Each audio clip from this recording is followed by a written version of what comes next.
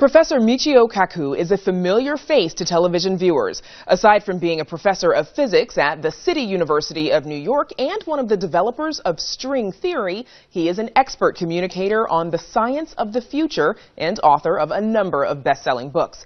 In his latest work, Kaku says that for humanity to have a long-term future, we must ultimately leave Earth. The book is called The Future of Humanity: Terraforming Mars, Interstellar Travel, Immortality, and Our Destiny Beyond Earth. And Professor Michio Kaku joins us now. Welcome to Chicago Tonight. Glad to be on. So in your new book, you write that it is inevitable that humanity will meet its end, the Earth will become inhabitable for humans, and that we can either leave, adapt, or die. This all sounds scary. When and how is all of this happening? Well, you know, the dinosaurs did not have a space program. That's why they're not here today. They didn't have Plan B. They didn't have an insurance policy. We do have Plan B. We have a space program capable of going to the moon, Mars, and perhaps even beyond. Now, NASA, of course, has been criticized for being the agency to nowhere. It doesn't go anywhere. That's all changed. Get this, starting next year, we go back to the moon. That's official now, December 2019, back to the moon, and then Mars, and who knows, beyond that. And that'll give us an insurance policy, just in case something bad happens. And I want to come back to NASA a little bit more as well. But you view that it is our destiny to explore and to colonize other planets. But some people push back and say, you know what, this Earth has a lot of problems. We need to deal with those right here and right now. Why is space exploration and ultimately colonization so important? Well, you know, I was talking to Carl Sagan about this, and he said, look, we got to settle Earth problems on Earth. These are political problems like global warming. Going to outer space is not going to solve global warming. However, he said, we should become at least a two-planet species because we have to have a settlement there in case something bad happens to the planet Earth. Meteorite impacts. We can also have supervolcanoes. We can also have ice ages take place. And 5 billion years from now, the sun will eat up the Earth. It's practically a law of physics that one day our days on the Earth will be over. And that's why we want to make sure that humanity survives all these disasters. So creating a settlement on Mars, what will that take? That sounds hard. Well, to go to the moon is a piece of cake these days. 3 days to the moon. You leave on Monday, come back on the weekends. Now, going to Mars is more difficult. Mars is 2 years away. 9 months to go to Mars. Then you have to do experiments and wait for the time to be right to come back. Another 9 months for the trip back. So we're talking about initially pretty hardy people. These are astronauts, they're trained scientists. They're people who know it's going to be a 2 years, very serious journey to Mars.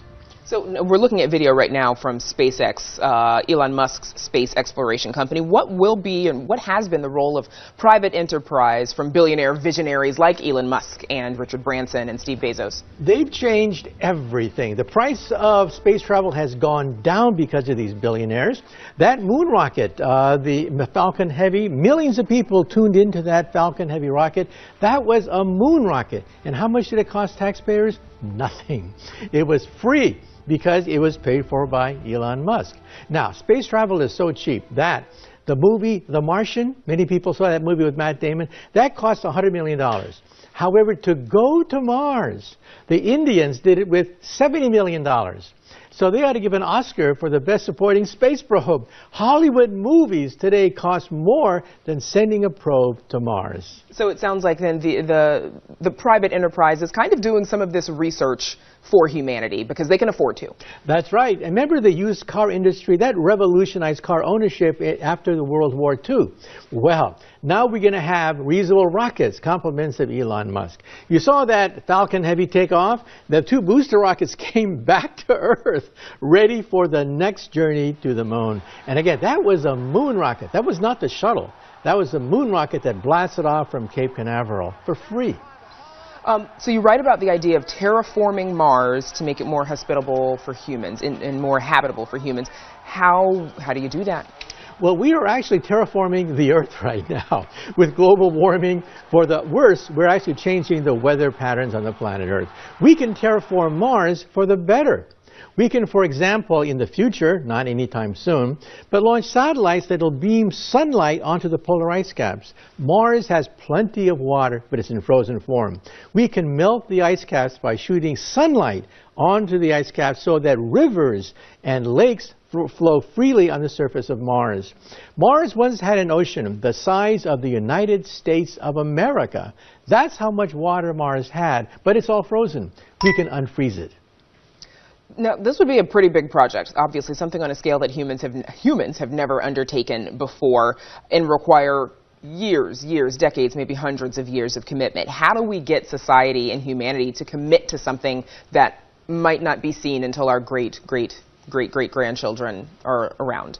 Well, it's going to happen anyway because all of a sudden we have Silicon Valley billionaires financing it. Elon Musk has his Falcon Heavy rocket, and also Jeff Bezos, the richest man on Earth, has his own spaceport. He doesn't have to go to Cape Canaveral. He launches from Texas, and he has a fleet of rockets. We may have a traffic jam over the moon, and we also have Richard Branson of Virgin Atlantic fielding his rocket, which will take tourists into outer space. I wouldn't be surprised if one day people have honeymoons on the moon.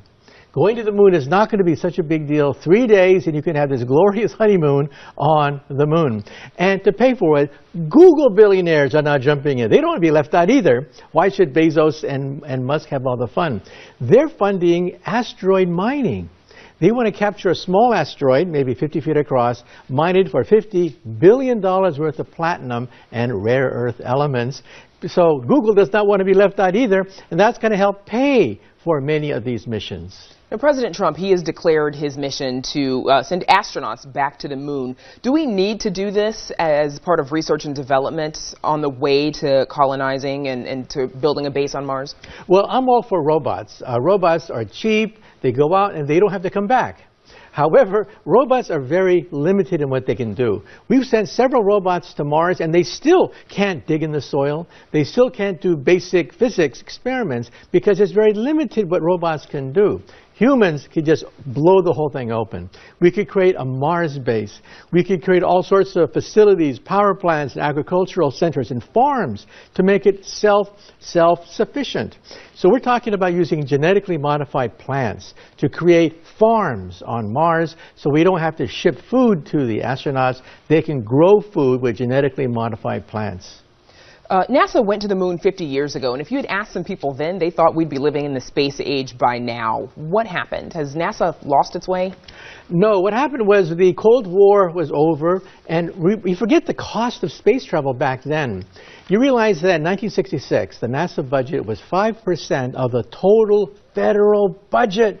That's unsustainable. 5% of every dollar went to the space program. Now it's 0.5%. And as I mentioned, Silicon Valley billionaires are footing the bill. And so we're talking about a whole new era.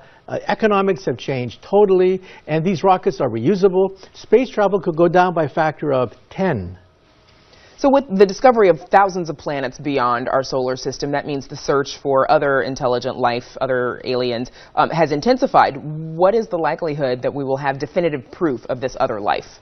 I think that, I think the aliens are out there. I get a lot of emails from people that say that they've been abducted by flying saucers, so they've met the aliens. I tell them the next time you're abducted by a flying saucer, steal something.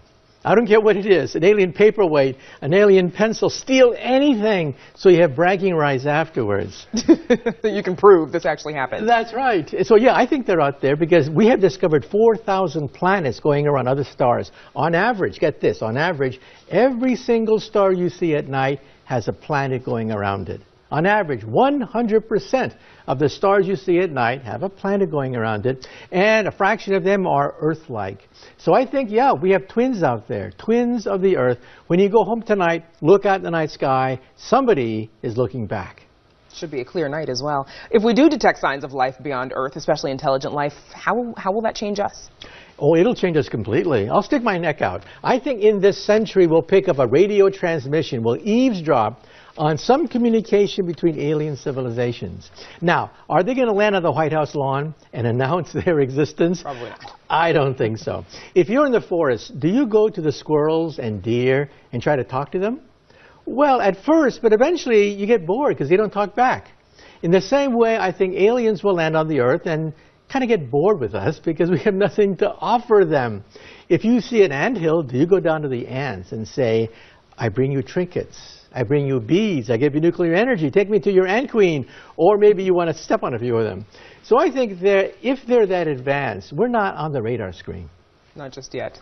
All right. And once again, thank you, Dr. Michio Kaku, for joining us. Once again, the book is The Future of Humanity, Terraforming Mars, Interstellar Travel, Immortality, and Our Destiny Beyond Earth. You can read an excerpt on our website.